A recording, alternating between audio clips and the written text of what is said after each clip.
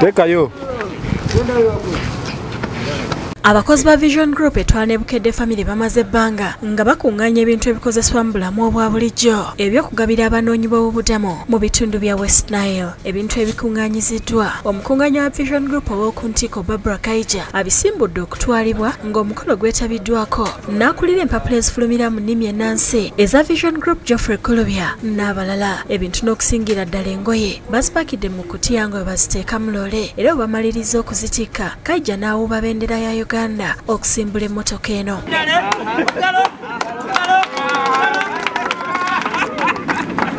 Asibye abakozi ba Vision Group olw'omutima omugabi gwe boolesezza n'akubiriza ne bannayuganda okwongera okuyamba ababundabunda. Era twebaza ne bannaffe aba West Nile abasobodde okwaniriza abantu bano n'okubalabirira.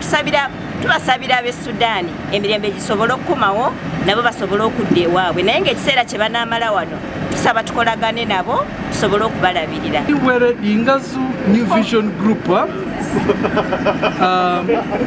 amatinga South Sudan yadiki amemukandra isi South Sudan yadlera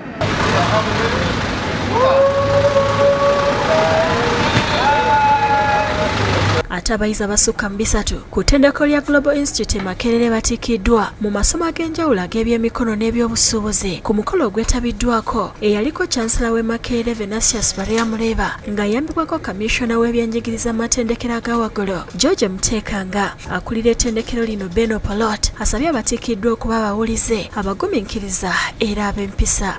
Class of 2018 go out there and change the world by learning to lead. Commissioner Muteekanga ye awadde abayizi obukodyo bwe banaakozesa nga banoonya emirimu. I would only give you one word for yourself, to have a positive attitude. Professor Muleba nga tannatikkira wabudde abayizi ku bigenda okubayamba mu maaso nga bakozesa bye bayize n'asima ne gavumenti olw'okukkiriza amatendekero gati okugikwasaganyizaako mu byenjigiriza.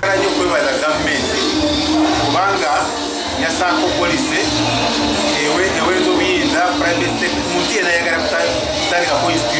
oluvannyuma amannya g'abayizi gasomeddwa ne batikkirwa mu ssanyu.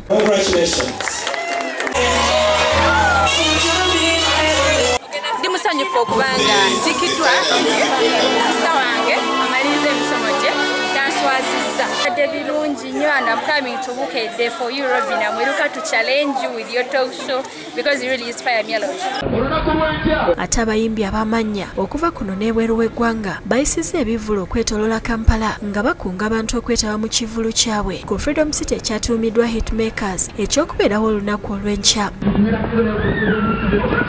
Batalaaza ebitundu bya Kampala eby'enjawulo nga bagenda bakakasa abantu nti bonna baakubeerayo babakuba omuzike. Omutegesi w'ekivvulu kino Jose Link nga luwamu n'aba Big Papa Entertainment bakakasizza banakibuga nti buli kimu kyawedde dda. Tusaba bannayuganda mujje mutuwagire mujje mu bungi kubanga tuze ne ba Hitmakers. Tulina buli muyimbi omulungi gw'omanyi mu Uganda.